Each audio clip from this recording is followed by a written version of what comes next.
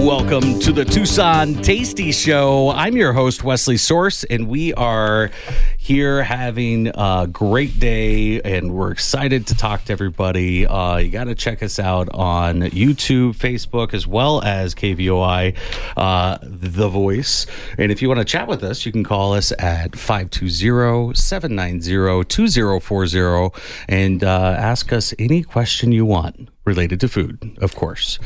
So today we have Sonora of Vera Earl Premium Beef. That's who's going to wingman this show out with us. Heck yeah, I'm ready. Or wing this show out with us. Yeah, you got wings. Slow down.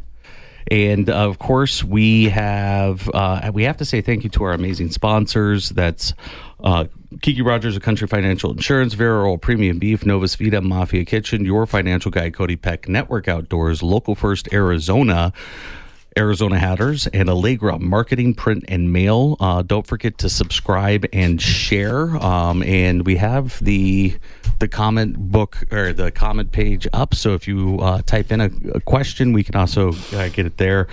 We are live on YouTube and Facebook. So how's everything down at the ranch? Well, I can tell you it is absolutely beautiful right now. We finally got some decent monsoons, and in about 48 hours, it went from looking relatively brown to beautiful green, rolling hills. It's our favorite time of year, and it's something that we all like to say it kind of looks like Ireland once the grass starts to come up. So we're happy. We got happy cows. We got happy locals. The temp drops, so you can't complain. It's a good time to be down there right now. Awesome. The cows down there frolicking in the water? Oh, yeah, absolutely. Happy cows that taste like happy beef. Yes, they do. And, I'm excited about that. Now, we have something that's rolling out that just rolled out today that just got posted. We do, yes. I actually just made the link live right before we started. We are launching our official, the Vera Earl Tucson Tasty Show box. And that's going to be a monthly. Tasty. It is very tasty. It's going to be a monthly subscription option. And it's kind of in conjunction again with the Tasty Show. And the box gets you for, it's $99 a month. It'd be only $99. Only $99. No 99 cents. No. And delivered to you, or you can pick it up, your preference. And that's going to include 5 pounds of ground beef as your base. And then each month we're going to have a rotating steak special, a rotating griller special, and a rotating snack. So if you guys know anything about what we offer, we offer high choice and prime steaks. We do burgers, dogs, sausages, and then we also do snack sticks and jerky. So you kind of get a nice mix each month. And it's going to be a surprise as to what you get. Beautiful. And you get also, we're going to include some merch from the Tucson Tasty Show. So it's going to be a surprise, and only 10 boxes will get it every month. So we'll pick them at random, or you'll pick them at random, or we'll have the cows pick them at random. I like and then that put one. it in the box. I like that one. Why is there a bite out of my box? It's one of the special ones. See.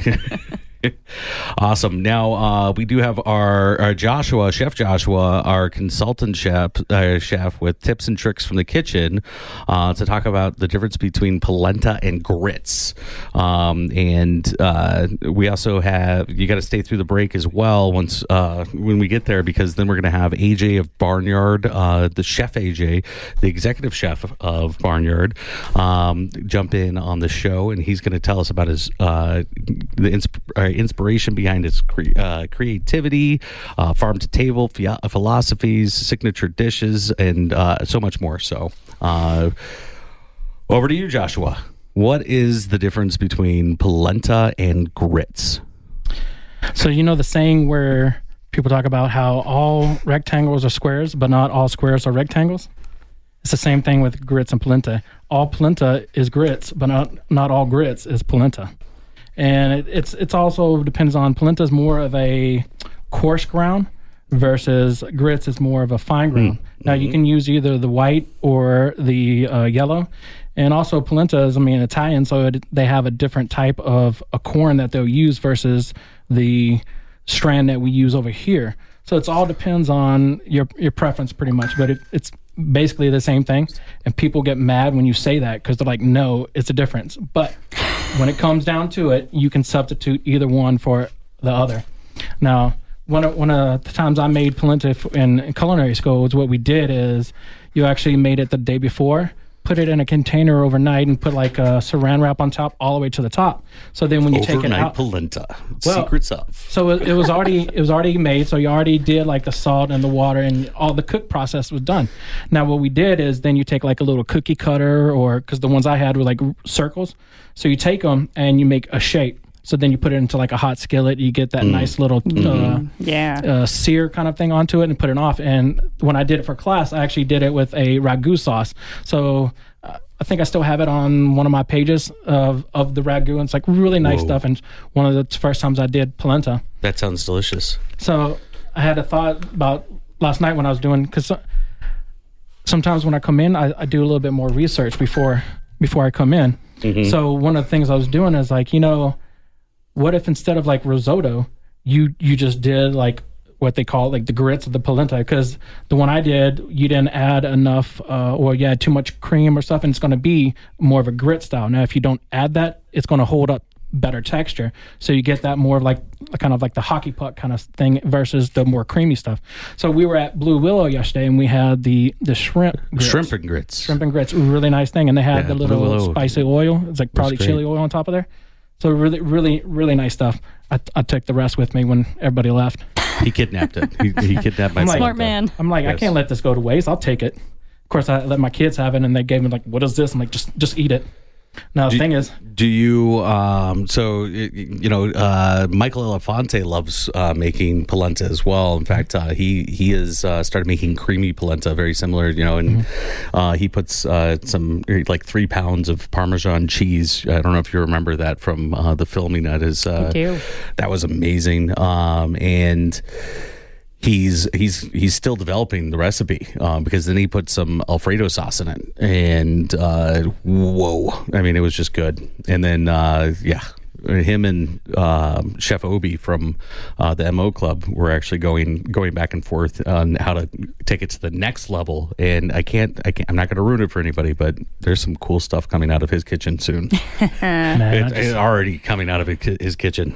Sometimes when I'm talking about food, I just like another thing pops in my head, and I just thought about it. It's like we have Mexican street corn here all the time, so it's like, why don't you do like a green chili or something? Like do like your polenta or the grits kind of style. Like so one in Blue Willow, they actually use the white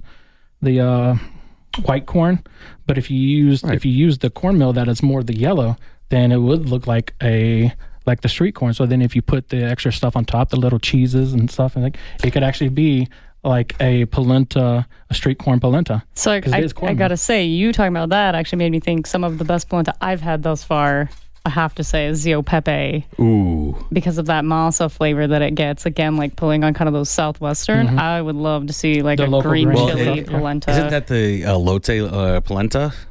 Yeah. Do they have that somewhere? Yeah. Is that what it's called? I think, because they put the masa in it. That masa flavor comes through, and it's just, as a tamale lover, like that's... Yeah. So there's I ate far too many tamales. Types of corn brand or during certain times of the year, just saying. But all the time now. So is that hominy? Hominy?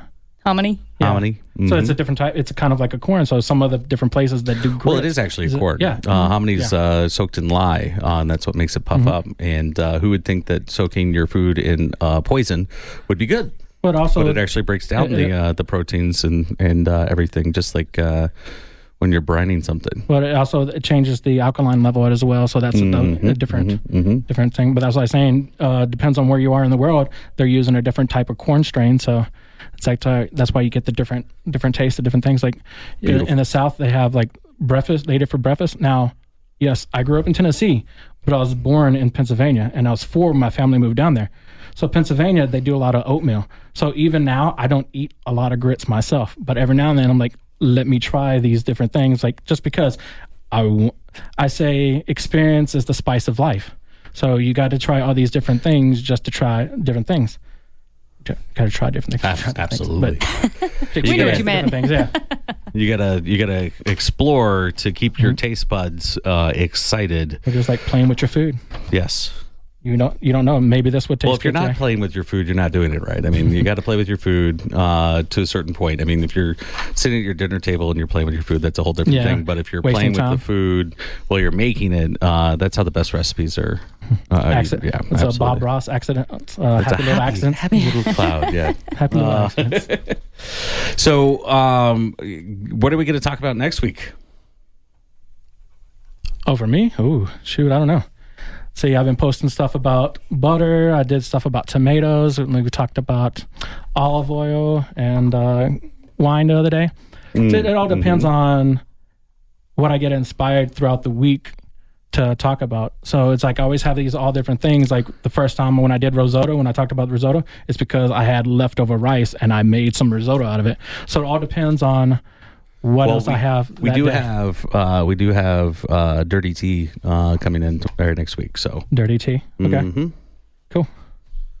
Cool. All right. Well,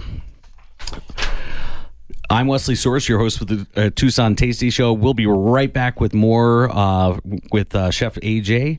And thank you to our amazing sponsors. That's Viral Premium Beef, Novus Vita, Mafia Kitchen, your financial guy, Cody Peck, Network Outdoors, Local First Arizona, Arizona Hatters, and Allegra Marketing Print and Mail. Stay tasty, Tucson. Welcome back to the Tucson Tasty Show. I'm your host, Wesley Source, and we are having a great fun time. And, on the break, I think I took a nap, at least a mental break as well. And, of course, thank you to our amazing sponsors. That is Viral Premium Beef, Novus Vita, Mafia Kitchen, Your Financial Guy, Cody Peck, Network Outdoors, Local First Arizona, Arizona Hatters, Allegra, Marketing Print and Mail. And now we have our special guest co-host, and that's Sonora of Vera Earl Premium Beef. Yeah, I'm working on it. Thank you for being here on the show today. Thanks for having me. Of course. And now we have Chef AJ of Barnyard. The Barnyard. And we're gonna dive into that. But how you doing today? I'm good, thanks. Thanks for having me on the show. Yeah, awesome. It's a Saturday afternoon, and I'm sure you've got a million things going on. So we really appreciate you taking the time and coming down and talking about everything. And I really wanted to get into what's your inspiration behind and your creativity. So, I mean, what inspires you or inspired you to become a chef, and how do you bring that inspiration into your culinary creations? Well, funny thing is I didn't want to be a chef. I wanted to actually make Budweiser commercials. Okay. But I was 18. I moved up to Boise State, and someone offered me a job in the restaurant. So I started off. I skipped dishwasher and ended up being a prep cook in the back. So it was a smokehouse. So I was smoking ribs, smoking chicken wings, briskets, and I absolutely fell in love with it.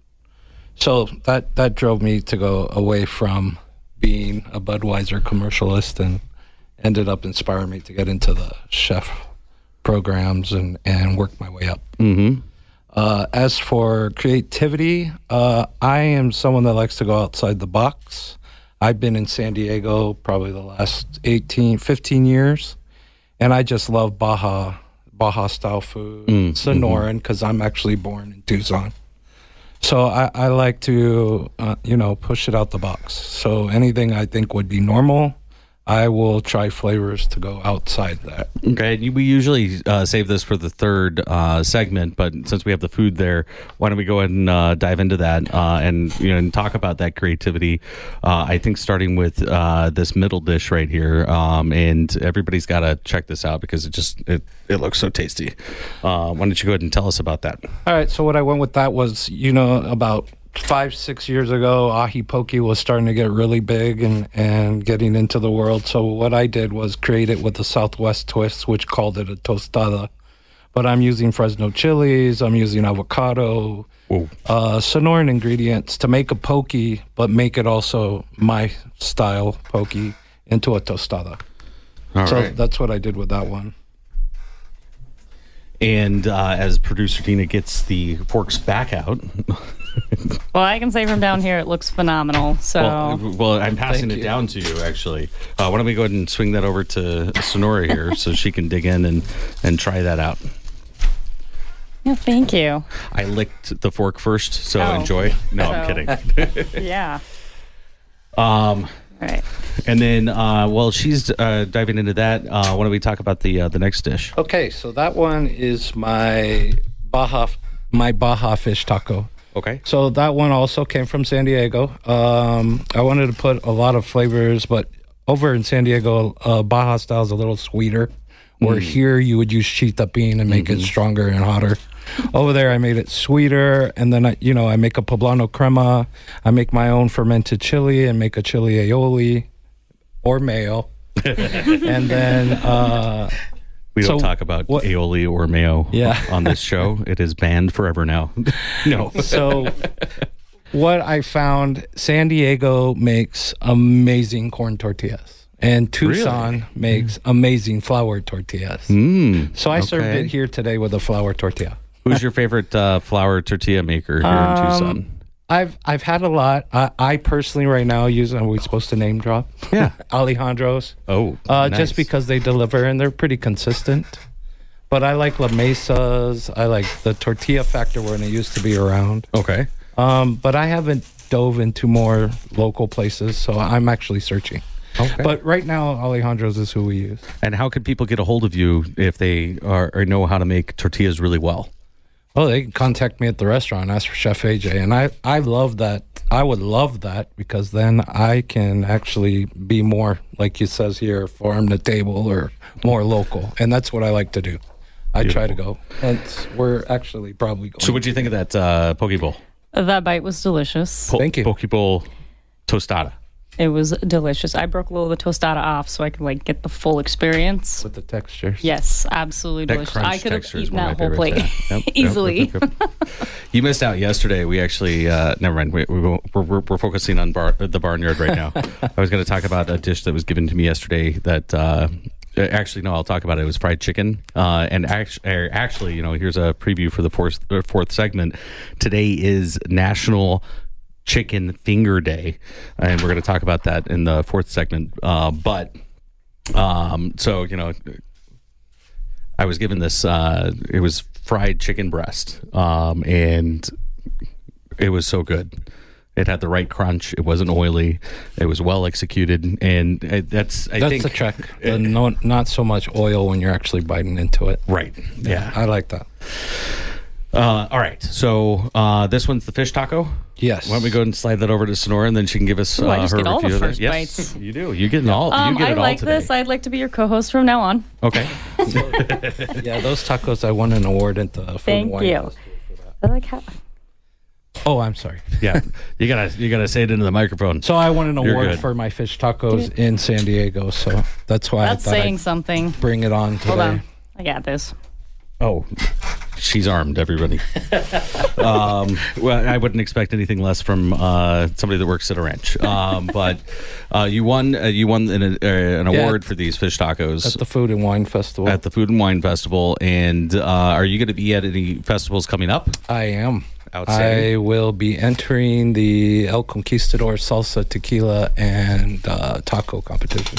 Very nice. So Hopefully, let's not we'll say see you what there. I brought. Fair enough. just kidding. And I might be there as well. We're Good. still working on that. And then I just have to tell you, you were talking about playing with your food earlier. When I was a kid, someone told me if you're not making a mess, you're not enjoying it enough. I'm That was just a gonna tell you right now, commercial. the radio station is probably not gonna. Don't ruin it for me, Wesley. I'm sorry. The radio station's probably not gonna like me after this, but All right. No, we clean up after. Wow, look at that. And what do we think of the fish taco? Don't speak through your food. It's okay. We'll hold on a second. So, speaking of events that are coming up with SACA and Local First Arizona, the Good Food Forum is coming up on August 27th, and that's at the El Conquistador as well. So you got to get your tickets if you go to localfirstarizona.com, and you can actually get those tickets. They're on sale now, and the tickets are limited because, there's only so much space, obviously, but it's amazing if you're in the restaurant industry or if you want to be around those people, or just check out what the restaurant industry is doing. It's going to be amazing. We actually got the Laramida sellers hooked up with them, and he actually recorded a video for the event so he could do the talk about awesome. the sustainable farming and stuff.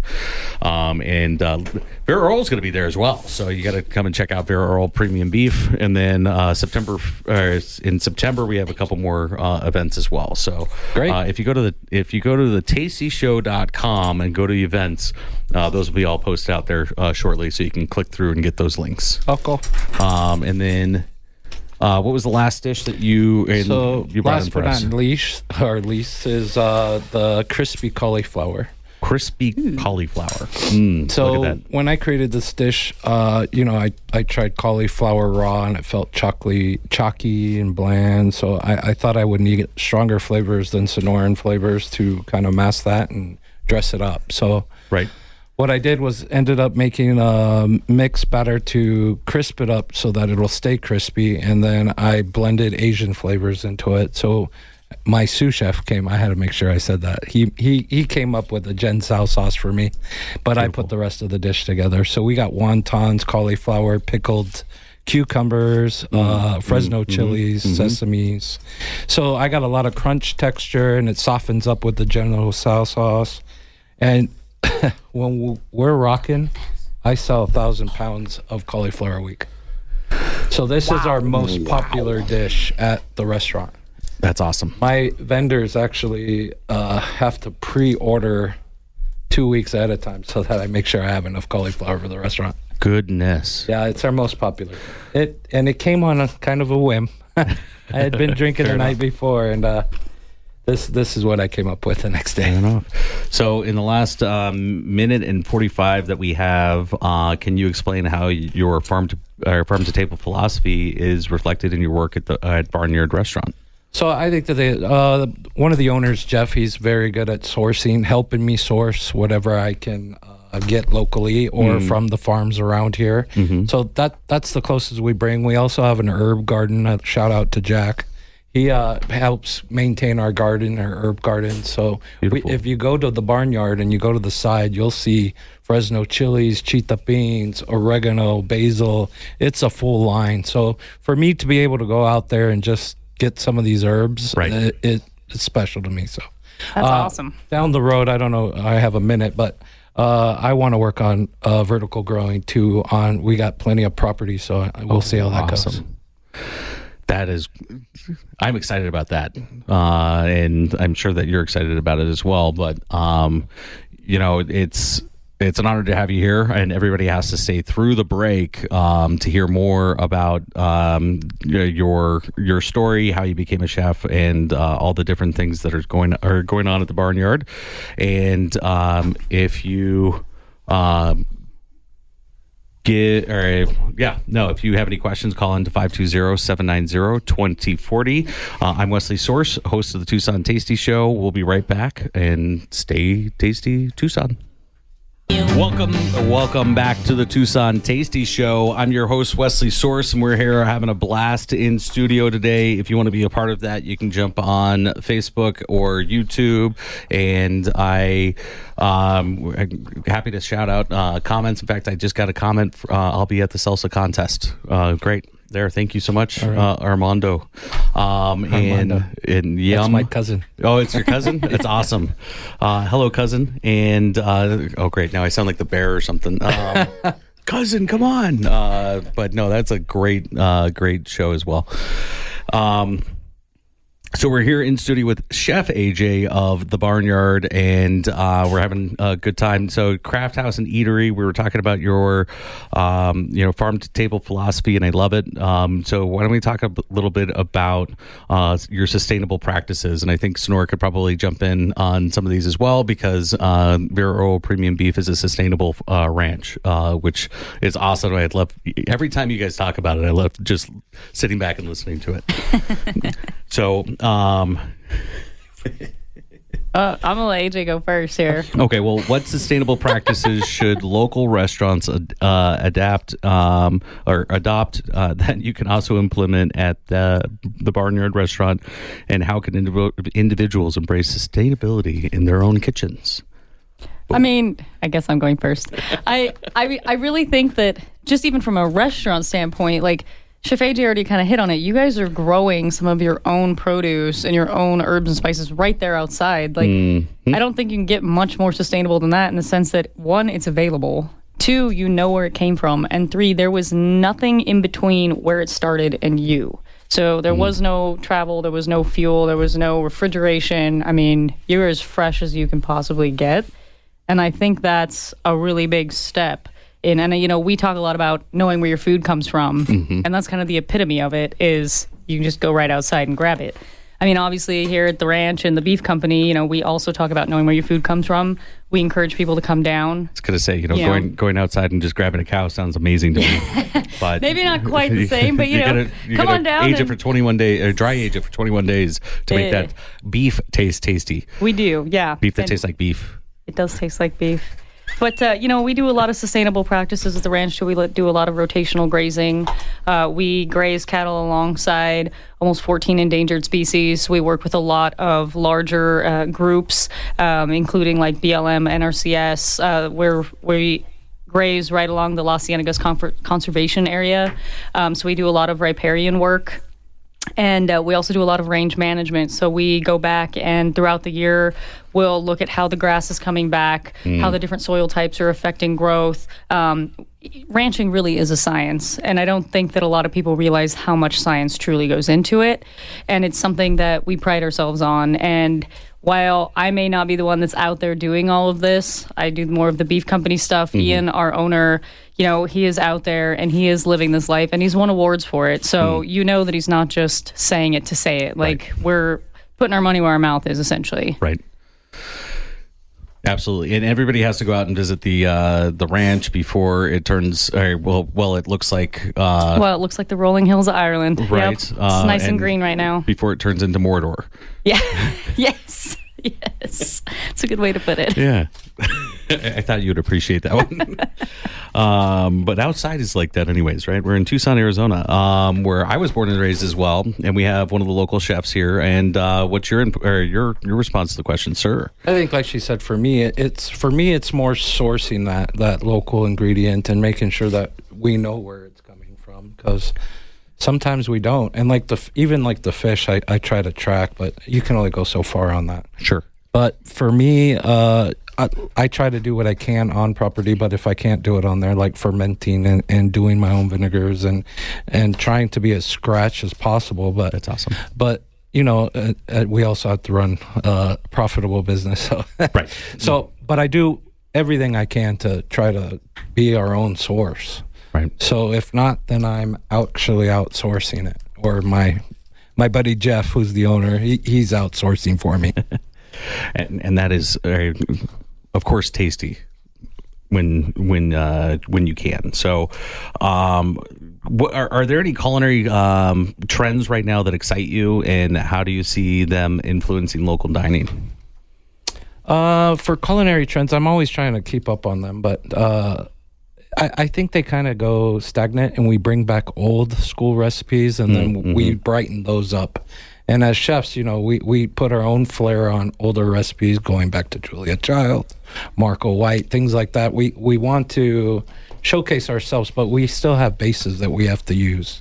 Right. And people, I think trends, some of them are outside the box, which I like, but some of them are very, like Tucson salote and tacos and things like that. I think we need to expand on that. Awesome. Do you have any questions, Nora? No. No? Okay. Then I will keep going. What are your top cooking tips for home cooks who aim to enhance their skills? And then we'll have to ask the Cody question after this. Go ahead. Home tips. I mean, I guess having patience, because being a cook or a chef is not easy. So making sure you're following the recipes correctly and try to throw in your own creativity. Not everybody's palate's the same. So if you like cinnamon, add some cinnamon. Try it out. If you don't like it, don't put it in next time. But I think it's all self-sustainable and figuring it out for yourself. I just have to tell you a really funny story. Okay. So when my now husband and I were dating, and he's going to kill me for telling this on the radio, but it's the one dish of his that I was like, never make it again. He made fish, and it was doing kind of like this braised thing, but like on the grill, so it was smoky. And he put all these seasonings on it, and he comes in, and I take one bite, and I'm like, what did you put on this fish? And he kind of looks at me, and I'm like, did you put cinnamon on this? Let me just tell you, I don't know if cinnamon and fish work together. Maybe I'm wrong. Maybe Chef will prove me wrong someday, but let me tell you. Not unless it's mole. Don't try it, kids. Cinnamon on fish? No, I mean, if it's done right and it's the right kind of fish, because if you have a really sweet fish and you put a little cinnamon on that, I feel like it would be really good, but it would be like the Hawaiian like butterfish or something. I don't know. Anyways. Yes, I agree. There we go. Right. See? I'm waiting to taste that one then. It depends on the fish, maybe. I don't know. Maybe we should try it on some barramundi. There you go. Check Bring it out. it in. Let's do it. Which I still have 150 pounds of in my freezer, so... Sounds like a cinnamon fish taco. Yes. So go ahead. You have a question for I Chef. do. Apparently, I have the Cody question. Yes, because you do. Cody's not here, so I Right. have Cody today. What's the one thing that you recommend everyone has in their kitchen? A knife? That was actually Danny's thing. That was his. I feel Danny like that Perez is like from, the answer to the Girls one Next thing High everyone School. should have on their person. Just saying. Hey, you never know when you're going to need to cut a taco. That's true. Yes. Opening the bag of tortillas for the taco. Speaking of knives, Tucson Knife Fight starts up again here next month in about 2 weeks. Super excited about that. We're going to have Chef Gary and Chef Michael actually come in and give us updates weekly. Tune in next week for the exclusive launch with them of that. And you know about knife fights, right? Yeah, I do. I've seen a few of them. Now, everybody at home's going, wait a minute, we're promoting Tucson Knife Fights. Tucson Knife Fight is a bracketed chef competition, and it has nothing to do with any kind of actual back alley anything, okay? I mean, it is downtown, but it's a really amazing time. In fact, it's kind of like Chopped, but it's Tucson Knife Fights, it's better. And it's live. They can't use any electricity until the final fight, so the finale, and which is a lot of fun because it's going to be great. Chefs, Smoke and fire. Yes, and it's season 7, and the first one I believe is going to be at Charo Steak in Del Rey, and it's always on Monday, and it kicks off at 7 p.m. But look for more information on the Tucson or the tastyshow.com, and check out the social medias as well. Sounds like a good time. Good enough commercial right there. Yeah, that was a great little ad right there. But we love supporting the local chefs. So that's why we're doing what we're doing. So thank you for being here. So big question here in the next we've got just a few minutes here to answer it, but what are your future plans looking ahead? I mean, what are your future plans for the Barnyard restaurant menu, and how might you include innovations or new themes for those? So we are working on that, and we want to expand. The owners actually own a lot of the property. I don't know if you know that area, but it's like 5 or 6 acres. Where is the Barnyard? So it's on Tankerverde and a little bit past Houghton. I think you. it's across the feed store, Abby's feed store, and Emily Gray's. But if you go out there, it just looks like a big ranch. You wouldn't even know. We don't have a board that says the barnyard or any. It just looks like a big ranch. Secret restaurants of Tucson. No. Yeah, it is. It was kind of like Abner's back in the day when nobody knew it was out. It was just out there, and that's what it reminds me of. I still feel like a lot of people don't know that it's out there. Yeah, well, it's like in the middle of a bunch of residentials now. Yeah, now. But back then it was like just driving desert. All of a sudden you're at a steakhouse. Yep. So Houghton and Tinker Verde, and you're working on a new menu and some innovations. So I try to be a 2-year seasonal. I try to go from spring and then go back into winter. So I'm working on some menu items there. Beautiful. But the biggest one I'm working on is I want to bring Tucson barbecue to Tucson. So I don't know if people are saying they're doing Tucson, but I'm actually growing chita bean plants right now to create everything, all my rubs, all my sauces, everything's going to come with chita bean. Because I love that chili. So I'm going to do my rubs. We're going to start smoking. We've already started doing that. And we got a food truck now behind the barnyard. And what I'm going to do is serve 2 different menus. One will be our restaurant menu, which you can come get every day. But then we had a problem with trying to feed out the big yard we have, which lays in more than an acre. So a lot of people love just being out there relaxing like they're in their backyard. So what I want to do is bring a menu to it so that there's not a 2 or 3 hour wait. I want to actually be able to serve them. And barbecue seems so cool. Barbecue seems the quickest. But like I said, I'm outside the box. I don't want to do a Texas or I don't want to do a Kansas City. I want to do a AJ. Beautiful. Tucson style. So I'm Wesley Source, your host of the Tucson Tasty Show. We'll be right back. Special thank you to our sponsors, Vera Oil Premium Beef, Novus Vita, Mafia Kitchen, your financial guy, Cody Peck, Network Outdoors, Local First Arizona, Arizona Hatters, Allegra Marketing, Print, and Mail. Stay tasty, Tucson.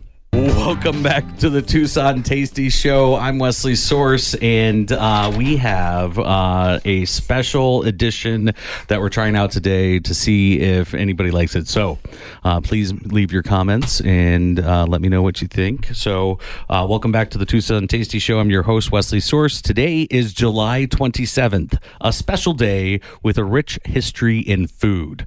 Let's dive right in. What do you think so far? I think it's really good. All right. Did you know that that on this day in food history, we celebrate a couple delightful occasions? That's right. It's National Chicken Finger Day. We talked about that a little bit ago, but it's also National Creme Brulee Day. And whether you indulge in a crispy chicken finger or cracking through a caramelized sugar on a luxurious creme brulee, there's plenty to enjoy today. And for ice cream lovers, July is National Ice Cream Month. This is the perfect time to reflect on the history of that frozen treat. Did you know that ice cream has graced tables for centuries? And it started out as a luxury item that was enjoyed by royalty before becoming a dessert for all. If you're curious to learn more about this delicious journey, visit us at thetastyshow.com for some tasty insights. Additionally, if you want to explore more about today's historical food events, head over to thetastyshow.com. We've got a bunch of fun food celebrations happening today. And don't forget to share your favorite chicken finger or creme brulee recipe with us on social media. So I have to add, today is July 27th, and it is also National Day of the Cowboy. I know it's not food related, but, it's important to me. That's amazing. I love it. So we're going to try to do that every week and talk about the different historical things happening in the food industry. Now, we're still here with Chef AJ from The Barnyard Craft House and Eatery, and you can find them at Tinker Verde and Houghton. Yes. Ish. And we have some more amazing questions for you. So what are the top cooking tips for home cooks who aim to enhance their skills? I mean, unless you're not going to school, so my tips would be to actually maybe listen to audiobooks or actually read books on, because it'll show you tips. Like coming tips from me, it just depends on what you're working on, because I don't know what you feel like cooking, awesome. braising or chopping or what it is. But there's a lot of good books out there to read or listen to, because I usually listen to a book every day on the way to work. I actually enjoy watching the YouTube walkthrough recipes because you get to see it. Because when you're reading in a book to execution sometimes isn't as flawless as I'd like it to be. But actually, I've learned a lot from the Gordon Ramsay recipes on his YouTube channel, and they're a lot of fun. You're absolutely correct. I mean, some of it's visual. You need to see it. You can't just listen or do it, because it won't make sense. In fact, we're going to be recreating one of his recipes tomorrow, and that's going to be the beef Wellington with Vera Earl premium beef tenderloin-ish. And it's not easy. No. Rolling out the puff pastry isn't the best. That's simple. I've done it so many times. Okay. I've made all the mistakes. I'm going to make more mistakes tomorrow, I'm sure, but I'm not too worried about it. I'm not a chef, as I say all the time. I am not a chef, but I think that's a know really lot of good tip chefs. that you just said right there too. Is like, don't be afraid to make a mistake, and don't let a mistake keep you from trying again. Fair enough. I mean, Yeah.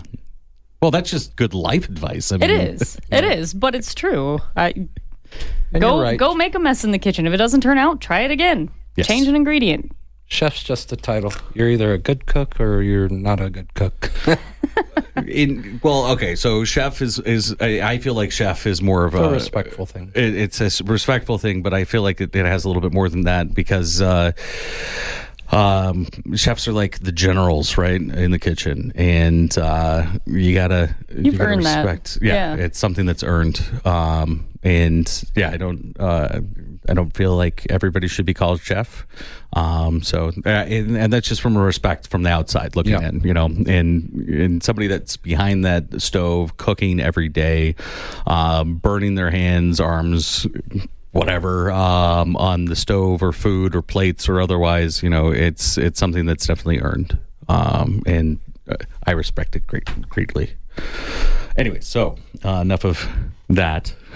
Do you have any other questions for Chef AJ? Like, has he ever tried Vera Earl premium beef, and what did you bring in for him, maybe? Well, that's not a... Well, I guess that's kind of a question. Chef AJ, have you ever tried Vera Earl premium beef? I have not, but I have heard of it. Well, that's good, because you're going to get some. Cool. I brought you some of our ground beef, obviously. For those that don't know, we dry age the entire carcass, so it's going to be a 21-day dry age ground beef. So you get a little bit different flavor, more intense beefy flavor. I'm sure you know these things, but I'm explaining for the guests out there. And then I also brought you a sirloin, and just a nice middle of the road steak, a little bit leaner, something to kind of just use as a good benchmark.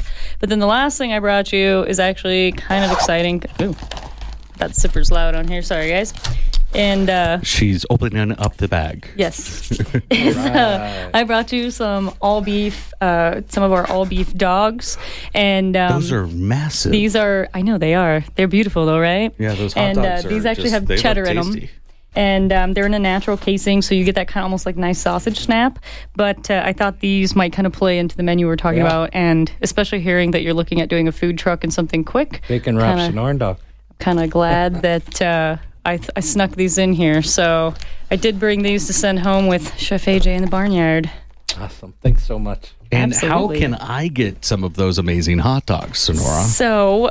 Well, Wesley, I'll always give hot dogs to you. But if anybody else wants some of those hot dogs, you can get them. You can order online at vepremiumbeef.com. You can call us. You can email us. Check out our website. And then you can always come visit our storefront down in Sonoyta. Again, it is so green right now. You can't go wrong getting out of town for a nice little drive, maybe a little wine tasting. I was going to say, there's a few more destinations out there. So you got to go by the store, and then you got to go to the wineries. You got to go by the meeting room. You got to go by Hops and Vine. Definitely have to check out August Sage. Autumn Sage. That's the one. And Rune, Dos Cabezas. The list goes on. Dos Cabezas. Yes. Have you been out to Dos Cabezas, Chef AJ? I have not. So Dos Cabezas actually has a food truck that he did for when they did during COVID. They started this food truck, and he uses olive wood in his pizza oven. Yep. And it burns hotter because it's a hardwood. Yeah. And it's you'd think that it's really tasty. But he does these Napoleano or what? Napolitan. No, I don't know. I lost all my words. Napoleon. Napolitos. Yeah. Sure. We're going to go that way. Really Anyways, thin, like brick oven pizzas. They're really good. and we got to get him on the show here soon to talk about all the food that he has going on out there, because he actually does some amazing dry aging of his own with some of the meats and other things. And then the wine at Dos Cabezas is just tasty. And Dos Cabezas also gets some of their grapes from our illustrious Greg Gonerman from La Ramita Cellars with the Chiricahua Ranch. But yes. So we're going to go ahead and say thank you to everybody that came in today. You got to go to thetastyshow.com, check out the new store. We're going to have mugs up there from our wonderful Allegra. And we also have books from them. You got to check out this book. This is printed on. It's not one of my stickers, and it is so amazing the way that they do it. And then we're going to have aprons coming in. So, yeah. Thank you so much for joining us on the Tucson Tasty Show. We'll see you next Saturday from 3 to 4, where we'll have Dirty Tea Tamarindo. Thank you to our sponsors and guest, Chef AJ of the Barnyard, Sonora Vera Oral Premium Beef, Chef Joshua, Vera Oral Premium Beef, Novus Vita, Mafia Kitchen, Your Financial Guy, Cody Peck, Network Outdoors, Local First Arizona, Arizona Hatters, Allegra Marketing, Print and Mail. Thank you for tuning in to the Tucson Tasty Show. Remember to savor every delicious bite and keep those taste buds excited. Until next time, stay tasty, Tucson.